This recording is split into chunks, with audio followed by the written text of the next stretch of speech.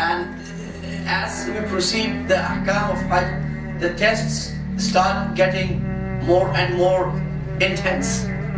So first we are in Mecca, and then Mecca there's hustle bustle, and you're going for tawaf, and then getting your spot, and there are 1.5 million people going for Hajj, going for namaz, coming back for namaz. Sometimes it takes you half an hour just to enter, get a spot, and then tawaf, and then pushing around, and there's a crowd in tawaf, 100,000, 200,000, 300,000 people doing tawaf, first floor, ground floor. At the same time, everybody is on a humble manner. So this is one thing we learn from Hajj. So we would be provided by Allah subhanahu wa ta'ala in this dunya and the akhirah by the level of taqwa. This is one thing to learn. Allah is listening, and we have to put Allah subhanahu wa ta'ala forward. So the practical thing, we should develop the trait and quality. If we are faced by any calamity, by any problem, by any issue, we have wishes, we have ambitions, before going towards the means and modes which are not denied, which is allowed, going to the doctor, going to the shop, going to the marketplace, where should we go first? To Allah subhanahu wa ta'ala. This is difficult, but if we keep listening, keep practicing. You have a headache, pray Allah subhanahu wa ta'ala. Do a ruqyah, Bismillahir Rahmanir Rahim. Surah Al-Fatiha, do ruqyah, then take a pill.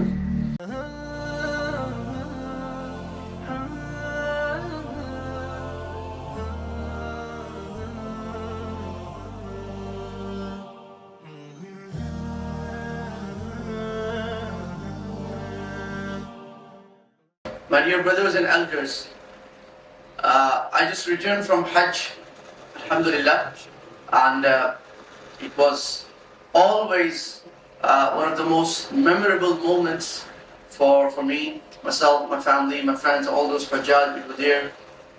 So just some reflections on Hajj and what is in there, not just for those who went Hajj, but for the whole Ummah. As we know, the Prophet ﷺ said, Al-Hajjaj wal-Umar wafdullah. The Haji and those who do Umrah are the guests of Allah subhanahu wa ta'ala. In the Umrah jabu. If they ask Allah subhanahu wa ta'ala, Allah subhanahu wa ta'ala accepts their du'as. And the Hujjaj are actually the emissaries, the ambassadors to Allah subhanahu wa ta'ala on behalf of the whole Ummah. So the Hujjaj were there to seek dua and maghfirah and forgiveness for the whole Ummah. And there are several lessons, core life lessons in the life of a Muslim, ideal Muslim, to learn from Hajj. The Sahaba Ridwanullahi alayhim ajma'in, when they went for Hajj, they were prepared. And the Prophet ﷺ used to say every time, after every day on his blessed journey from Medina to Mecca for the Hajj, the farewell Hajj, خُذُوا عَنِّي مَنَاسِكَكُمْ. The Prophet ﷺ used to say that take the ahkam of Hajj, take your deen, take your sharia from me. And the Sahaba Ridwanullahi alayhim ajma'in used to learn. And when the Hajj ended, in his last sermon, the Prophet ﷺ said that فَلْيُبَلِّغَ الشَّاهِدْ مِنْكُمُ الْغَائِبِ. Those who are present, it is their utmost duty to deliver this message of mine to those who are not present. So from this we learn that the Hajj is a journey of learning, active learning. That is knowledge learning, that is theoretical learning, and that is active learning through experience. What happens in Hajj? Allah subhanahu wa ta'ala puts the Hujjaj from one test to another test. And as we proceed the ahkam of Hajj, the tests start getting more and more intense. So first we are in Mecca, and then Mecca there's hustle bustle, and you're going for tawaf, and then getting your spot, and there are 1.5 million people going for Hajj, going for namaz, coming back for namaz. Sometimes it takes you half an hour just to enter, get a spot, and then tawaf, and then pushing around, and there's a crowd in tawaf, 100,000, 200,000, 300,000 people doing tawaf, first floor, ground floor. At the same time, long tawafs, long Safa Marwa. You share your clothes, so we are in the clothes we are comfortable on. The hair we love, our hairstyle, Allah subhanahu wa ta'ala says, take away that here from me. The shoes we like, the love, the designer shoes. Allah said, no designer shoes. Yeah, we have humble, simple shoes in which your foot is visible. Everybody is on a humble manner. So this is one thing we learn from Hajj. That nobody has a privilege except for those who are taqwa. Allah subhanahu, the Prophet said in his last sermon, لا فضل لعربيين على عجميين إلا أن بتقوى. In Hajj, while standing on the Mount Arafah, the Prophet said, there is no preference of an Arab on a non-Arab except for with taqwa. إِنَّ أَكْرَمَكُمْ عِنْدَ اللَّهِ أَتْقَاكُمْ. The most preferred in the eyes of Allah subhanahu wa ta'ala are those who are most preferred and more obedient to Allah subhanahu wa ta'ala. Taqwa is God fulfillness, God consciousness. So here we should stop and reflect. What is our level of taqwa? Are we on level 1, 2, 3, 4? There are people on level 50. There are people on level 30. There are people on level 100. So we would be provided by Allah subhanahu wa ta'ala in this dunya and akhirah by the level of taqwa. This is one thing to learn. Number 2, taqwa comes at a cost. It comes at a cost of struggle and effort. It doesn't come lying on a bed of roses. So what struggle are we doing for Allah subhanahu wa ta'ala? The Haji does a struggle. Then he goes to Mina, and Mina is a barren land. And when you stay in a camp, and literally you get a space of 7 by 3 feet, just size of a grave. That's what you get. And you can't sleep. I couldn't sleep in Mina. Because if I took, I turned myself, then I fell into the other colleague lying beside me. And you couldn't sleep. The people are talking, there's sound, there's heat and everything. You can't sleep. And then when you go Arafat, the space gets even more cramped. It's big marking, everybody has to fit in. And you are supposed to go outside in the scorching sun at a temperature, it was 45 degrees.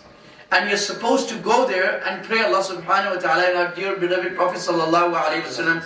You know how many hours he prayed at Arafat, which is the blessed day of the year? The Prophet sallallahu alayhi wa sallam started praying from, he actually combined Zuhr and Asr. And you can say from 1 o'clock, he prayed until 6 o'clock. 5 hours straight under the sun. He was standing on his camel, sitting on his camel, doing dua like this, asking Allah.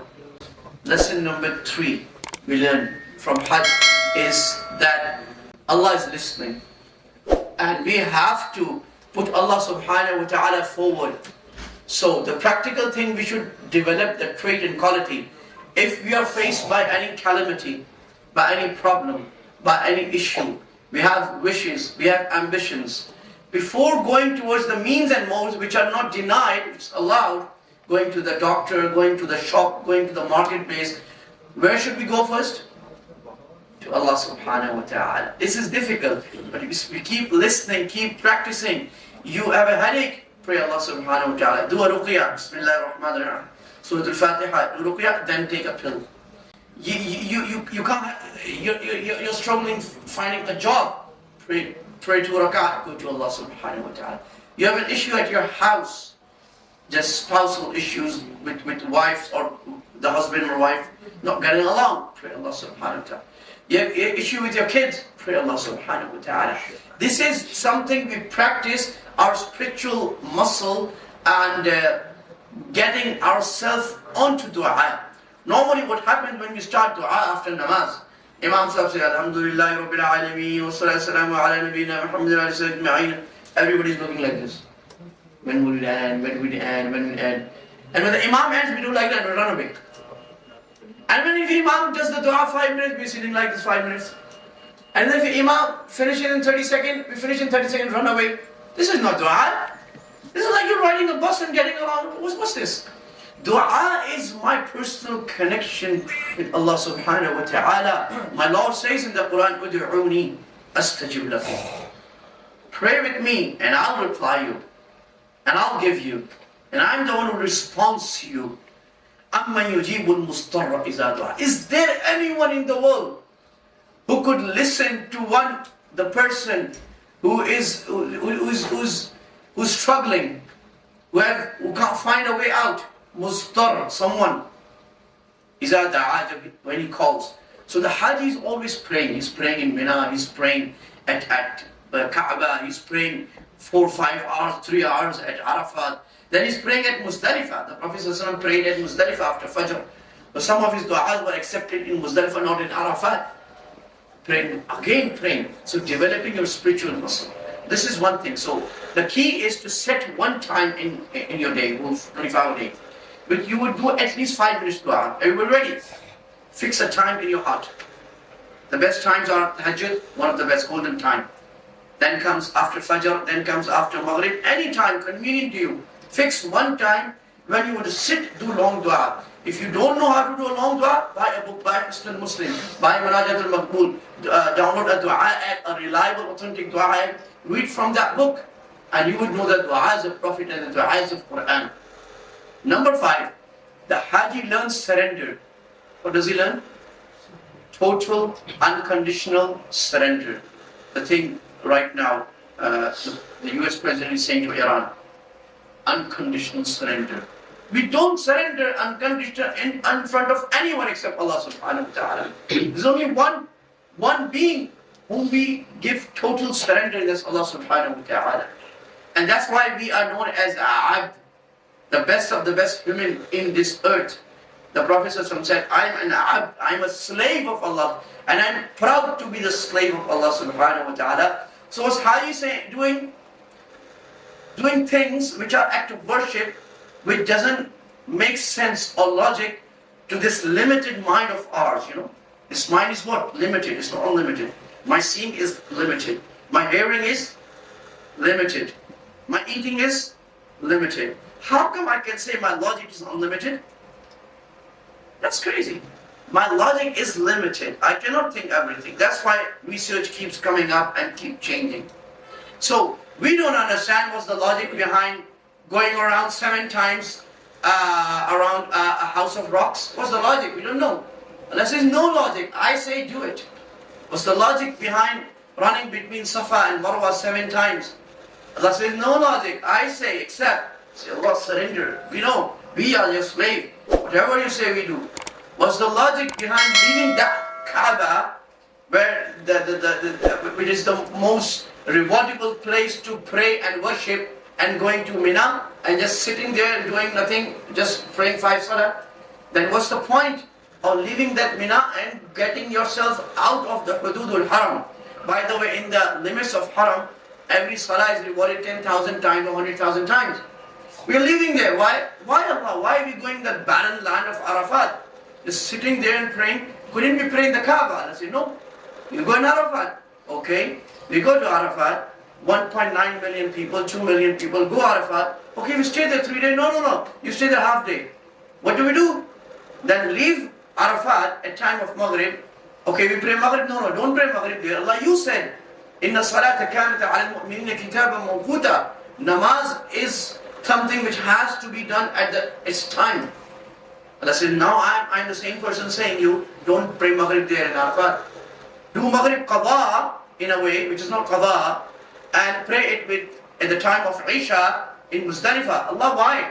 Sitting on the pebbles. Muzdalifah is just full of valley of pebbles. You have to sit on the pebbles, you have to sleep on the pebbles. By the way, I can't sleep, but many people sleep, they're snoring loud. Then sleep on the pebble, and the sky is your roof. Go in Muzdalifah, spend the night. Why? This is no logic. I'm your Lord, I say. So, and then go and stone their 3 pillars known as Jamara. Go stone the Jamara. First day, second day, third day, or if you like, 4th day. Why? Is the shaitan tied there? No hadith say the shaitan is tied there, and actually when we throw a pebble, it hits the shaitan. There's no hadith. It's assumption. But then why do we do this? Allah said, I say so. So you know that whenever shaitan comes to you and makes a waswasa and a bad intention and a bad desire and a bad wish for you, you think the Haji should think, or those who have been following the Hajis, or those whose the Hajis went on their behalf, that, okay, whenever the shaitan comes, what did I do in Muzdalifah? What did I do in Mina? I pebble him. So I can literally pebble and throw a stone at shaitan whenever he comes to me by saying, A'udhu billahi minash shaitanir rajeem. Whenever shaitan comes with a haram lust, haram desire, I say, A'udhu billahi minash shaitanir rajeem. And Allah subhanahu, what's A'udhu billah? I seek refuge with Allah subhanahu wa ta'ala against shaitan. Oh Allah, I'm helpless. Allah, I'm weak. Allah, I can't fight the shaitan. I can't fight nafs with myself. Oh Allah, my dear Lord, my beloved Lord, my powerful Lord, please help me. And Allah helps me. Total surrender. Whatever Allah says is beneficial. If I am doing a contract, which if I do a haram way, I'll get more money. If I do a halal way, there's a loss. What do? I do it the halal way. Because Allah says so, I believe in Allah, and Allah subhanahu wa ta'ala will guide me. So this is my dear brothers. I'm leaving my shop for salat. Yeah? And the customer standing. But I, as men, are supposed to, it's wajib for the men to pray in the masjid. I'm leaving them. And I leave the Prophet and lost to Allah subhanahu wa ta'ala. Because the real Prophet is not the Prophet of this dunya. The real Prophet is the Prophet of Akhirah. And because of that Prophet, Allah subhanahu wa ta'ala will give me a peace of mind. So these were just some of those lessons which we learned from Hajj. I just count.